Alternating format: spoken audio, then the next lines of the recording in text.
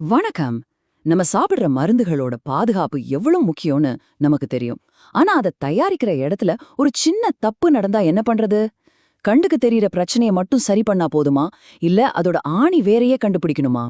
வாங்க, ஃபார்மா துறையில குவாலிட்டியை உறுதி செய்யற இந்த அடிப்படை காரண பகுப்பாய்வு, அதாவது ரூட் காஸ் அனாலிசிஸ் பத்தி கொஞ்சம் ஆழமா பார்க்கலாம்.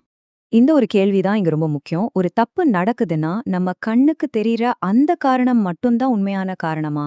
இல்ல அது ஒரு பனிப்பாறையோட நுனி மாதிரி அதுக்கு கீழ ஒரு பெரிய சிஸ்டம் கோளாறு ஏதாவது ஒளிஞ்சிருக்கா? நம்மளோட இந்த தேடல் எங்க ஆரம்பிக்குதுன்னா, டீவியேஷன் அப்படிங்கிற ஒரு விஷயத்துல இருந்து தான். ஃபார்மா கம்பெனில எல்லாத்துக்கும் ஒரு செட் ரூல்ஸ் இருக்கும் இல்லையா?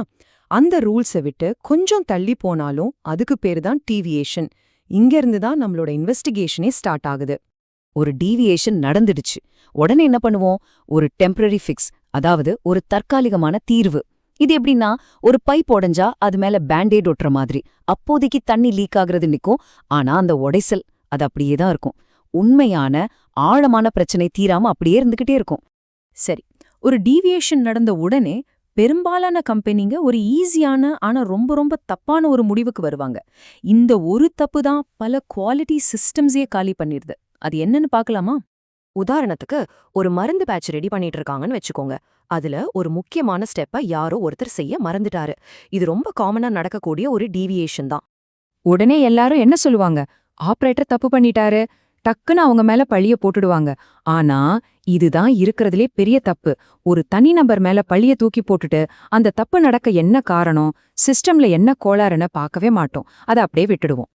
ஆனா இதுக்கு ஒரு பவர்ஃபுல்லான மாற்று வழி இருக்கு. அதுதான் அடிப்படை காரண பகுப்பாய்வு. இங்கிலீஷ்ல சொன்னா ரூட் காஸ் அனாலிசிஸ், சுருக்கமா RCA. இது வெறும் அறிகுறிக்கு ட்ரீட்மெண்ட் கொடுக்காம நோயோட ஆணி வேரையே கண்டுபிடிக்கிற ஒரு மெத்தட். சிம்பிளா சொல்லணும்னா, ரூட் காஸ் அனாலிசிஸ்னா என்ன? மேலோட்டமா தெரியற பிரச்சனைய மட்டும் பார்க்காம, ஏன் இது முதல்ல நடந்துச்சு அப்படிங்கிற கேள்வி கேட்டு அதோட மூல காரணத்தை தோண்டி எடுக்கிறது. அப்போதான் உண்மையான தீர்வு கிடைக்கும். நம்ம முன்னாடி பார்த்த அந்த ஐஸ்பர்க் உதாரணம் இப்போ உங்களுக்கு நல்லா புரியும். தண்ணிக்கு மேல தெரியற அந்த மனித பிழைங்கிறது ரொம்ப சின்ன விஷயம். ஆனா தண்ணிக்கு அடியில ஒழிஞ்சிருக்கே ஒரு பெரிய சிஸ்டம் குறைபாடு. அதுதான் உண்மையான பெரிய காரணம். இங்கே ஒரு முக்கியமான விஷயத்த நம்ம புரிஞ்சுக்கணும். RCIயோட நோக்கம் யாரையாவது குற்றம் சொல்லி தண்டிக்கிறது கிடையவே கிடையாது. அதுக்கு பதிலா நம்மளோட சிஸ்டம்ல, நம்மளோட ட்ரெய்னிங்ல, நம்மளோட ஒர்க் ப்ராசஸ்ல எங்க தப்பு இருப்புன்னு கண்டுபிடிச்சு அதை சரி பண்றதுதான். ஓகே, RCAனா என்னன்னு இப்போ நமக்கு ஒரு ஐடியா கிடைச்சிருச்சு.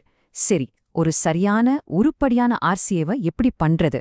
ஒரு நல்ல இன்வெஸ்டிகேஷன்ல என்னென்ன கேள்விகளை கேட்கணும்? ஆபரேட்டர் மேல பழிய போடுறதை விட்டுட்டு நாம நம்ம சிஸ்டத்தை பார்த்து கேள்வி கேட்க ஆரம்பிக்கணும். முதல் கேள்வி, நம்ம SOP, அதாவது அந்த வேலையை செய்யறதுக்கான விதிமுறைகள் தெளிவா இருந்துச்சா இல்ல குழப்பமா இருந்துச்சா? ரெண்டாவது, அந்த ஆபரேட்டருக்கு நாம சரியான ட்ரெய்னிங் கொடுத்தோமா? மூணாவது, ஒருவேளை அவருக்கு ஓவர் ஒர்க் பிரஷர் இருந்திருக்குமோ? நாலாவது, சூப்பர்வைசர் சரியா கவனிச்சிட்டு இருந்தாரா? இந்த மாதிரி கேள்விகள் கேட்கும்போது தான் உண்மையான காரணம் வெளிவரும். அப்போ ஒரு நல்ல RCA எப்படி இருக்கணும்? அது ஆதாரத்தோட இருக்கணும், சும்மா யூகத்துல பேசக்கூடாது. ரெண்டாவது, மனித பிழைங்கிற பதிலோட நிக்கவே கூடாது. அதுக்கும் மேல போய் சிஸ்டம் லெவல்ல எந்த பிரச்சனைன்னு கண்டுபிடிக்கணும். கடைசியா அது ஒரு சரியான கேப்பாவுக்கு, அதாவது கரெக்டிவ் அண்ட் பிரிவென்டிவ் ஆக்ஷனுக்கு வழிகாட்டணும். அப்பதான் அந்த தப்பு திரும்ப நடக்காது.